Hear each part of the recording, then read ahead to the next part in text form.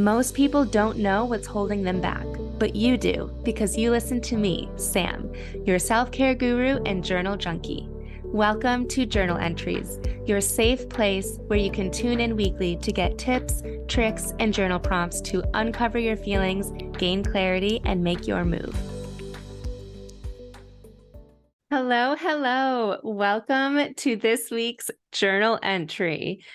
I don't know if you can tell, but I have this smile plastered on my face because I finished a journal this week.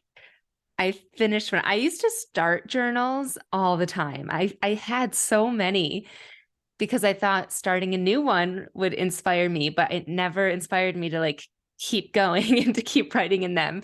Now it started off with, affirmations or gratitude, and then eventually it would die down. So if actually finishing a journal is newer to me. This is the second journal that I have finished. And last week, I was very aware that these last pages were coming up, and I was like, oh boy, it's coming. And the day that these last pages were up, I felt pressure to have a really good journal entry, to have this aha moment, or to recap, what I experienced in this journal. So to do that, I just flipped through my journal, which I have right here with me. And I'm not going to bore you. Well, probably wouldn't be too boring, actually. I'm not going to bore you, though, with the actual entries. But on today's episode, I am going to share with you the main takeaways, like what I put on the last page of my journal, because it is crazy how much I've grown since starting this journal, which my first entry was November 17th. Oh my goodness. Yeah, so my first entries, there was a lot of stress around Griffin and the sleep schedule and anxiety with him going to visit his dad and his sleep schedule getting fucked up again. That was a lot of it. Anyways, I'll jump to my takeaways and we'll touch on things. So, the first takeaway that I had of my whole experience throughout this journal, which November was 7 months ago, November, December, January, February, March, April, May, June, 7 months. And yes, I still count with my fingers. Within 7 months, I first wrote that I liked that I allowed myself to become vulnerable and honest with how I feel. And also that I didn't judge myself for re-experiencing emotions. I don't know if you ever feel like you should be over it, like over something, but I think that healing is never linear. It's cyclical, and you re-feel things. I mean, even if your story isn't the same as mine, we go through situations that bring up past feelings or memories that make us feel a certain way. And I think it's okay to experience that. There's never a point in time where you should be fully healed or feel fully resolved in that area. It's okay to feel it again, process it again, and move on. And I allowed myself, I used to judge myself for that, thinking, why am I not over this already? Why am I still letting this person or this situation or this thought in my head, still stick with me? But I allowed myself to feel it and then process it in my journal and move on. And I think that through that, through feeling it more often without judgment or guilt or any sort of negative feeling, I was able to move through it quicker. So that just felt really good. And I was really proud of myself for allowing myself to feel whatever it is that I felt, no matter how petty it may have felt sometimes or judgmental. That's what I love about journaling is no one reads it. So, and I rarely even read it over. Like, I read through some of these entries for this last journal entry on my last few pages, but I rarely even go back. So I can be as like petty and judgmental and whatever. And I always like get over it, but it just feels good to like let it out. Okay, next was I started a new business, you guys. So I launched this podcast on Halloween. So this journal started shortly after that, a couple weeks after. And so at the beginning of this journal, I wrote that I had, in the first entry, I wrote I had my first client call and that I was really excited and how I wanted to really provide so much value for her. And now by the end of the journal, I have 3 private clients. I am thinking of creating a mini mind. I have not announced that publicly yet. So if you're listening, you heard it here first. I have a 5-day challenge that just enrolled its 13th member. I wrote this. I'm running a second business during one of the most difficult seasons of my life. I'll look back at this time and be proud. I think currently I go through phases where I think I'm crazy for helping others, potentially starting a business and a speaking portion of my business, all while sometimes struggling, which that's really raw and real for me to share. But I also think that that's why it's like the perfect time to be helping others through this, because while I'm not healed and perfect in all areas and never will be, I am open to working on myself and then sharing that with others. And that's what fuels me and fulfills me. And I love that. And I did get the feedback once that a lot of people, when they're struggling, they kind of go into a cocoon and you don't hear from them or see them. And then sometimes they emerge and then they have this course or a program or whatever that they launch, but like you didn't experience it.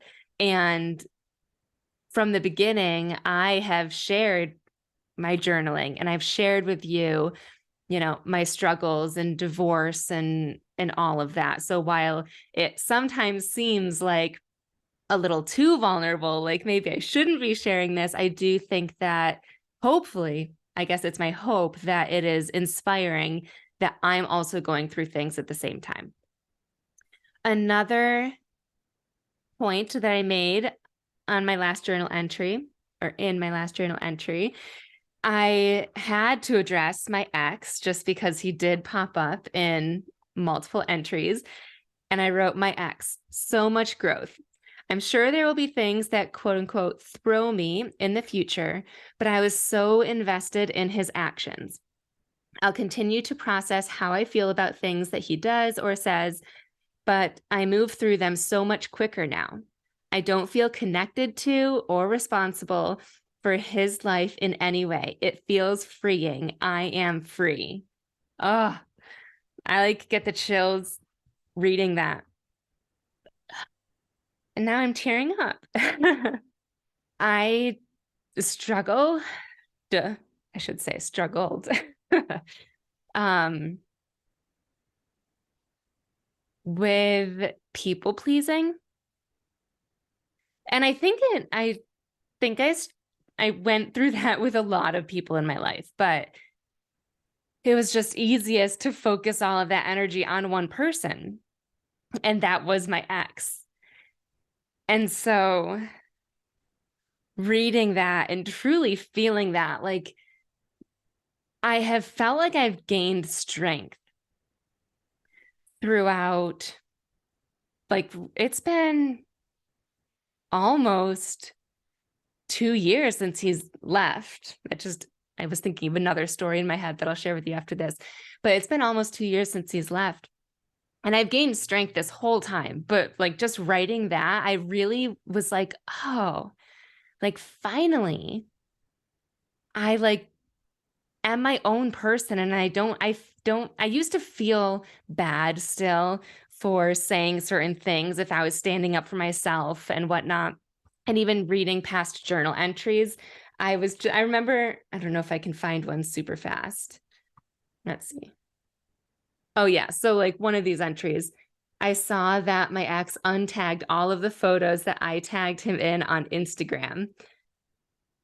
And so that was a whole thing. That was one of my whole journal entries. And I remember in that moment that really threw me. And so now I'm just like, whatever. It's just, I just feel like I can brush it off more. And again, I'm sure that things will happen, right? That I'm going to be like, wow, I need to journal through this for sure.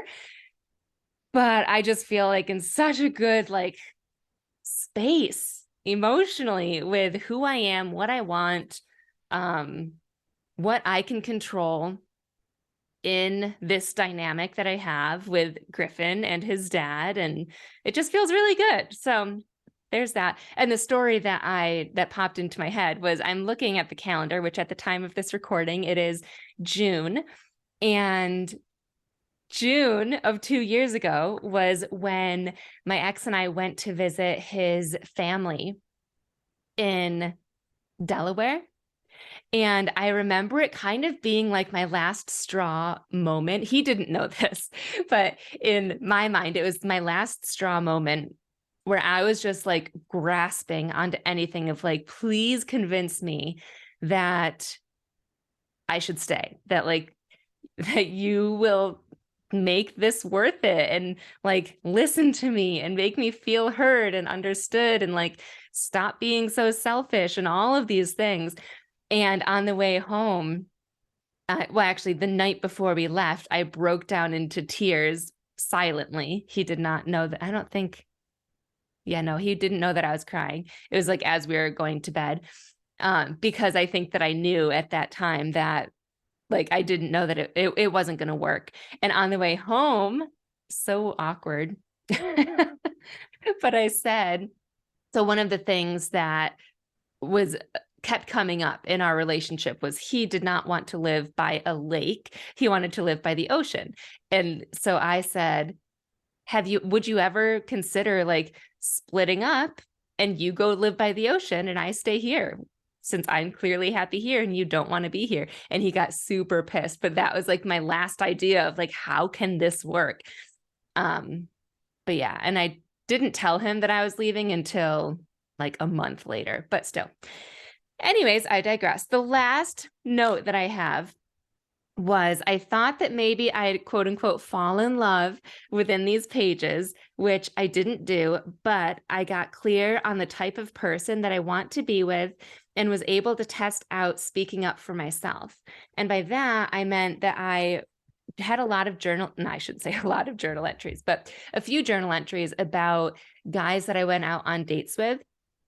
And I truly feel like none of them worked out, obviously, but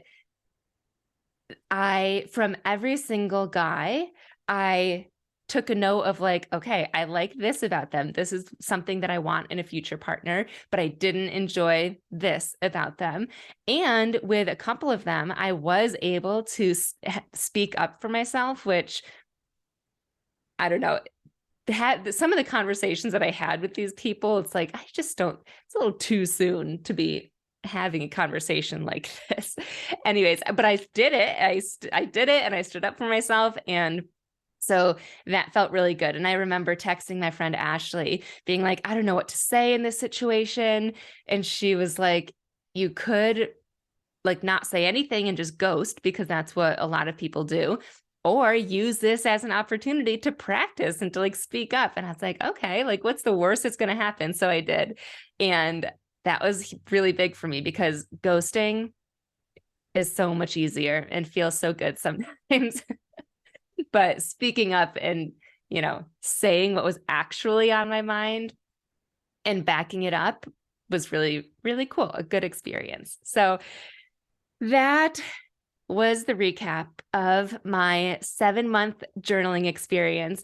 I do have my next journal. It is a journal that I picked up when I was in Maine in February. So I'm excited to start that and just seeing how much growth I've had in the past 7 months. I'm like, oh my gosh, can't even imagine what's going to happen in the next 7 months. But I just want to take this time to thank you for being on this journey with me and being open to listening. And I hope that through what I share, you are able to find some sort of inspiration or hope, or that someday maybe we could work together in any capacity. So thank you so much. I appreciate you, and I will see you next week. Thanks so much for tuning in to this week's journal entry. I love connecting with my listeners, so make sure you screenshot this episode and tag me on Instagram at samantha.s.says so I know you're listening. And don't forget to grab your free training and journal prompts at www.samanthapenkoff.com/podcast.